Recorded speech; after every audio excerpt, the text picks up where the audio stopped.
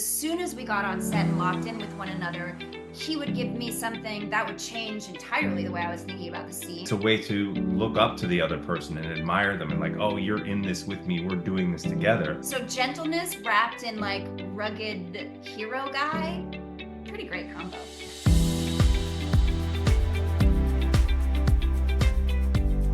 Hi, everyone. Welcome to the Heart in Motion podcast. I'm so excited to welcome to the podcast Sarah Drew and Eric Johnson. How are you doing, guys?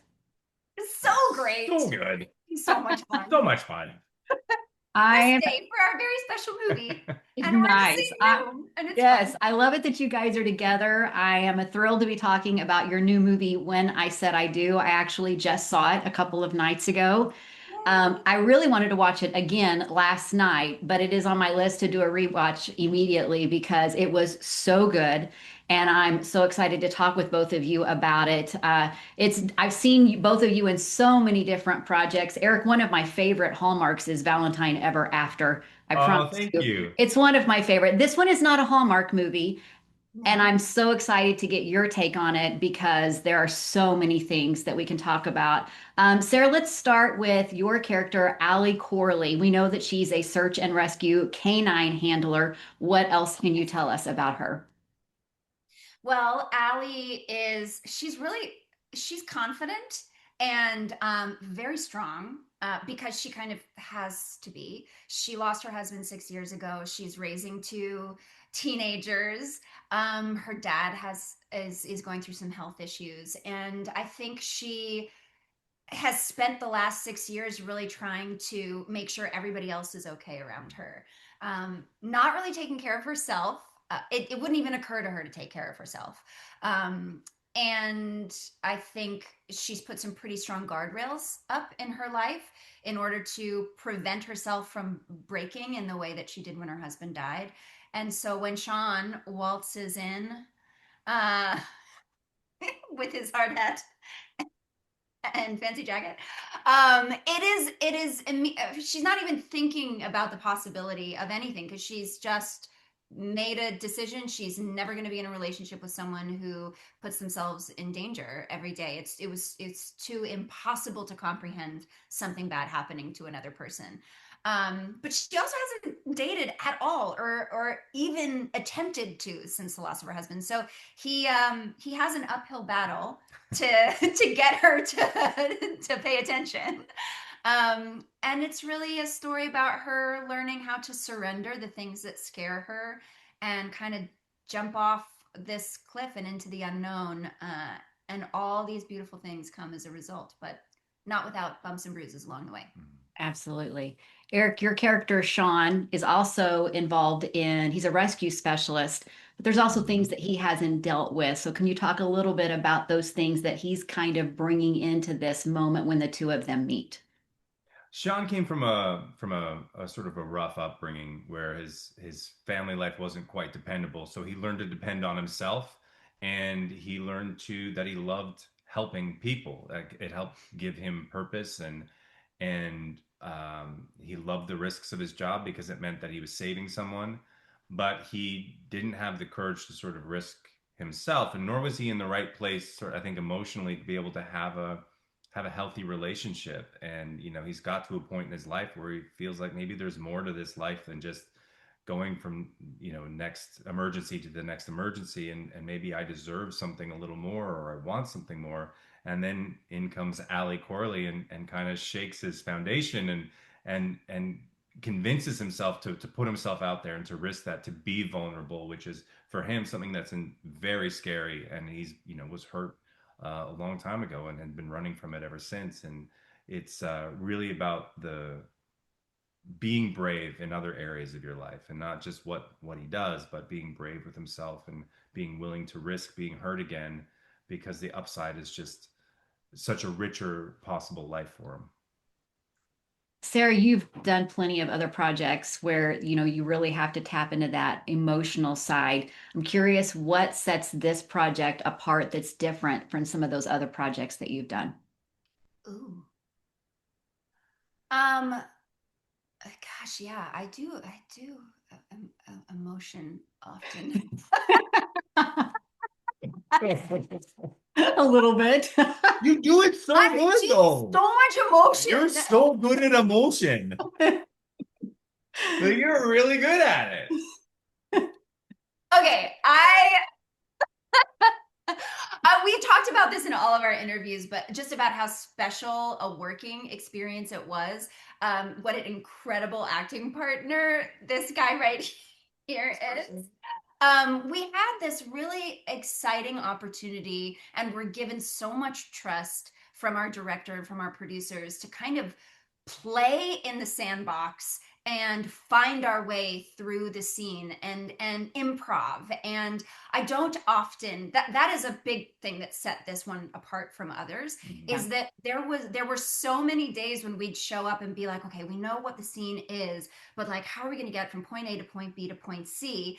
And it turns out we didn't need to stress about it at all, because as soon as we got on set and locked in with one another, he would give me something that would change entirely the way I was thinking about the scene. And then I would react to that. And then that would cause a reaction for him. And then all of a sudden, we're finding our way into this like beautiful, magical place that neither one of us would have imagined when we were sitting by ourselves, Mhm. sleepless nights, staring at the ceiling, wondering if are we going to do a good job tomorrow or not, you know? So I think there was something really, really special about finding, because all of those emotions were just me reacting to him, you know, and just playing in that space and in those set of circumstances, which is generally what I hope to do and like to do. It was just really extra yummy this Mhm. time around because of the freedom that we were given to kind of find our way and play with dialogue and stuff like that. We don't generally get that much freedom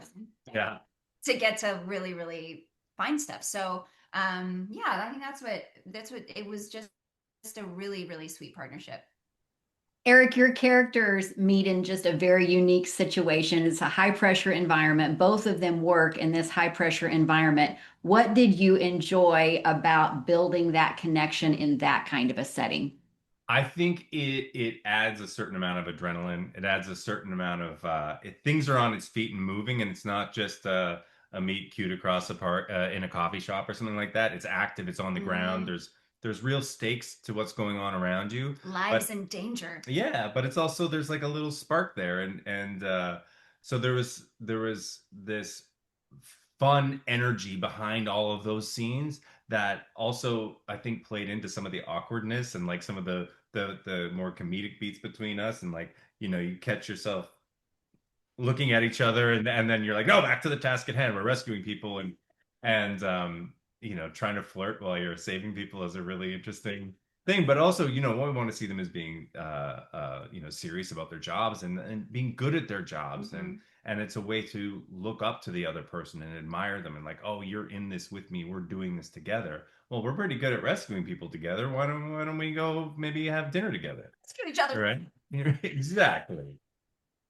Do you think that like the intensity of the work in that environment, like it allows them to understand each other faster than they otherwise could have if they didn't have those shared interests?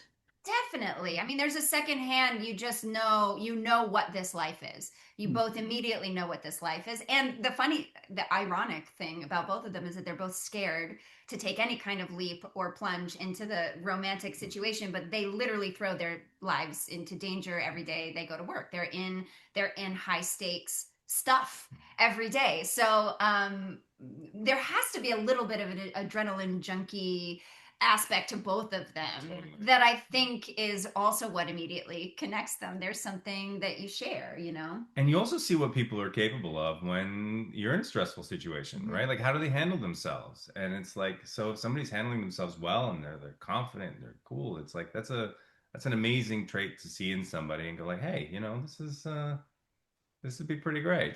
It's more than just, look, she's cute. It's like, Yeah.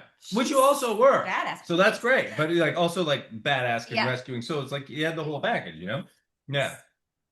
Well, I think it's really interesting, and I think Allie even more so than Shawn is like she's got that guard up, and she even says like the guard is up here, but for some reason she cannot stay away. So what is it about Shawn that she just can't stay away? I think is so wow. I haven't had lunch. Did you hear that, stomach? It's fine. No, Fine. it's blind. Um, you're welcome. I think. Sorry, say it. What was that? What was? Oh, What was it about Shawn? Shawn was What just about Shawn was just irresistible unbelievable. that you. It's him being so damn handsome. I think the initial moments for her that really like were his gentleness, actually. Like, to have someone who is an adrenaline junkie who's also like, what happened? Tell me about, actually, you know what? I'm not going to press, and he kind of like allows her to come to him. There's like a real tenderness and gentleness to him. Even on their first date, he says, I'm so sorry for what's going on with your dad. He sounds amazing. If there's anything that I can do, please, let me help. There's he's not trying to impress her. He's trying to know her. He's curious about her. There's a curiosity that I think she immediately responds to. Everything, even in the first date, she talks about herself for so long. She's like, you have to start talking now. I can't just keep talking about myself. But I think that's a real rarity, and I think it takes her by surprise. Like, you're curious about my life and my experience and who I am and what I think and what I believe, and then you're really listening to me, and then you're responding to what I'm asking from you. Like, it's so kind. There's such gentleness. So gentleness wrapped in like rugged hero guy, pretty great combo. Hard to pass up, right? Hard to pass up. Yeah.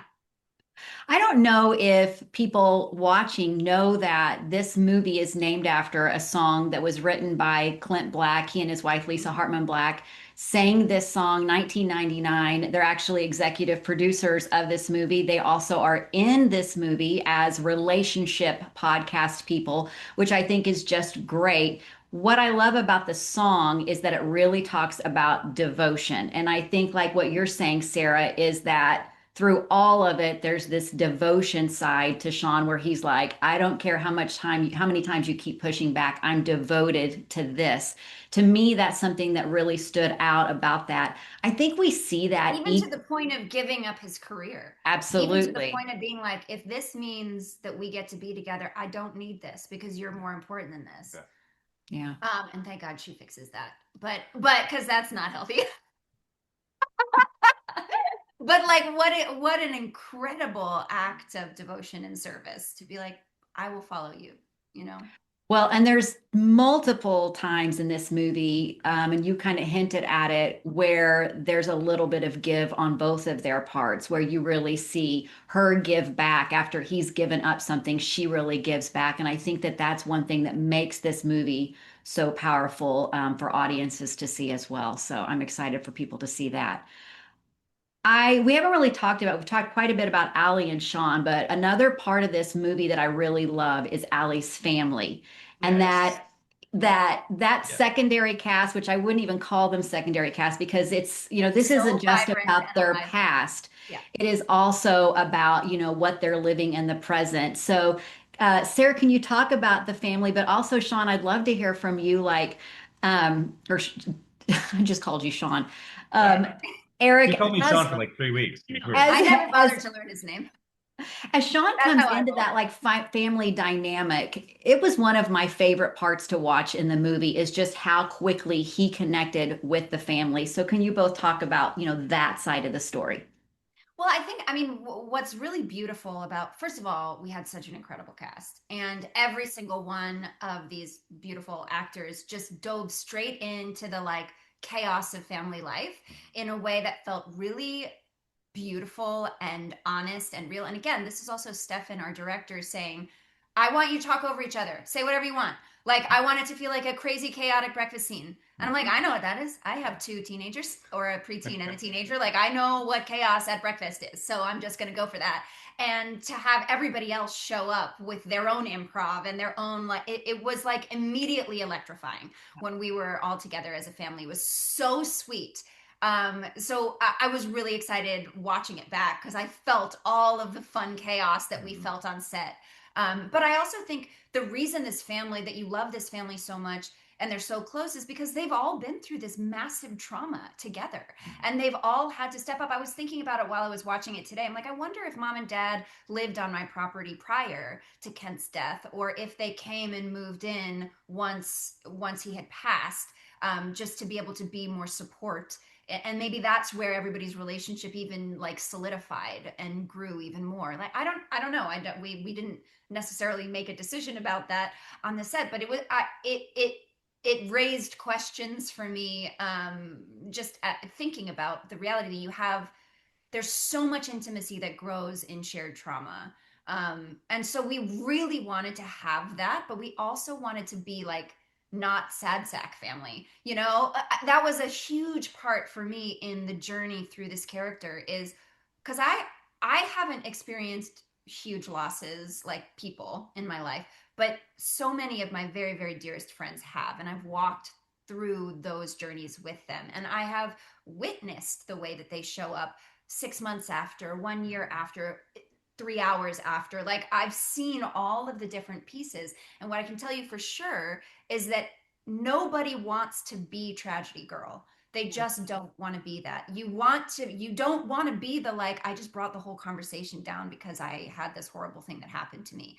You share it, and those things happen in moments of vulnerability. But like when you're first starting to wanting to make an impression, like, it was very important for me that we were like lifting everything, and that one of the greatest pieces about Shawn's entrance into my life is that he like ups the joy 110%. That it's not just, cute snuggly romance. It's like fun. Like there's fun, there's color that breaks into her life in a new way, new shades, Mhm. Sorry, I like went on a tangent. This It's an is what I amazing do, tangent. but yeah. It was wonderful. I love the family dynamic of this movie, and for Sean coming into it, it represents the type of family that he never had. That like this maybe as a young boy or a young man fantasized about having this life of a wife and kids and parents, and like he steps into a place that's noisy and chaotic and but full of love. And I think the elements that I loved about those scenes, is that it just like you could feel the messiness of a family that deeply care for each other, Mm-hmm. and like the kids care for their mom and they want to make sure that she's doing the right things by her and living her life, but she cares about them, and the parents care about each other, and they don't nobody wants to be a burden on anybody. And so to come in, we were doing this dinner scene, and the family's all going on and it's crazy, and I remember just sitting there and just like watching it and being just like so happy to be in that space as all of that sort of messiness is going on, like how enjoyable messy life is Mm-hmm. together. We also had this very fun scene. It's one of my favorite little family and Shawn moments, is when he first meets the family and I pull him in, and we again found this on the day. Yeah. This was like entirely a different moment, but we turned it into something else. And I literally just pulled him. I was like, "Don't look over there. Look over here. Look at me." So this is what's happening. My dad wanted to put the shotgun. My mom wanted to do a motorcade, and my son is being really spicy. So tread carefully. And I really like your shirt. That shirt is so nice. I like these buttons. Are you ready? Let's go. And I like take him in, and he's like, "Okay."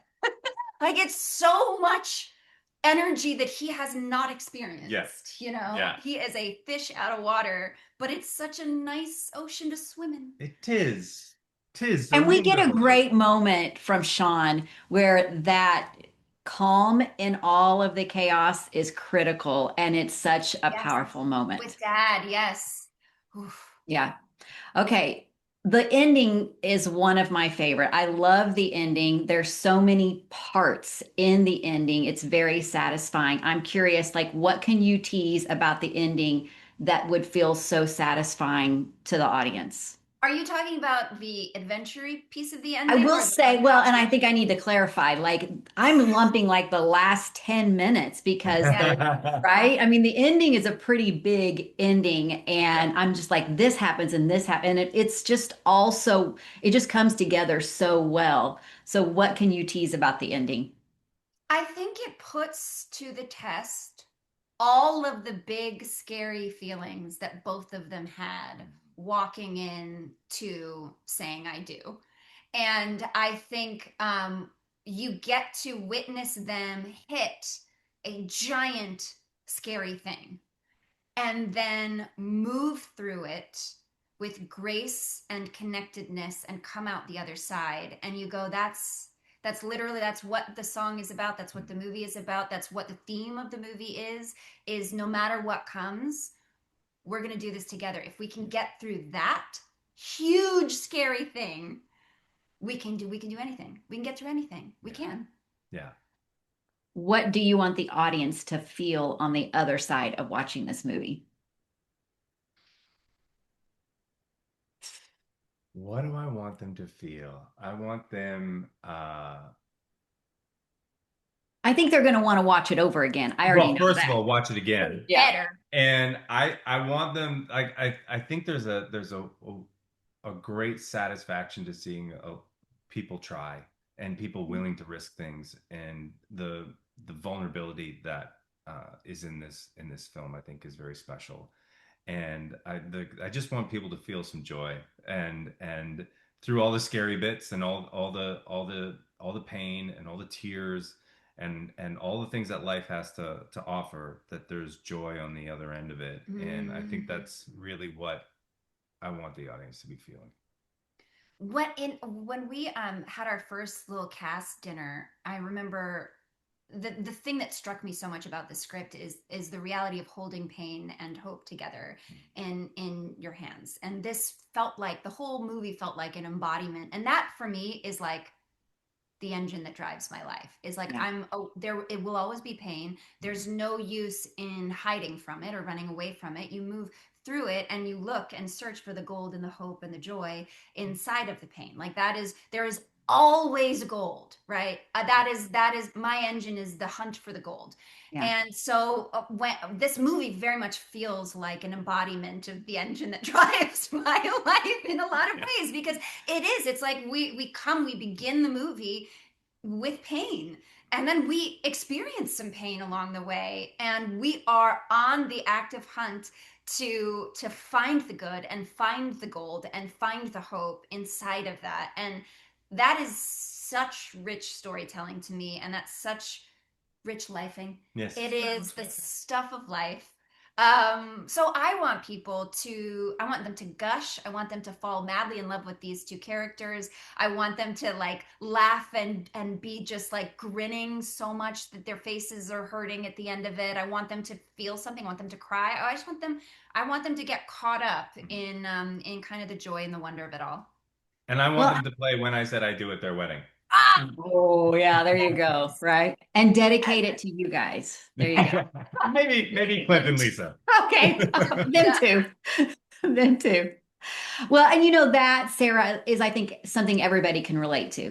Everybody has trauma, different levels, whatever they're going through, but having that hope, I think, is so important for people. And absolutely anybody can relate to that. So it has been so great to talk to you guys. I want to remind everybody that's watching or listening that When I Said I Do airs on Lifetime on May 23rd, 8/7 Central. Watch it. You won't regret it. Thank you both so much for taking the time to talk to me. Thank you so Stephanie. much for joining us. All right. Bye-bye. Bye.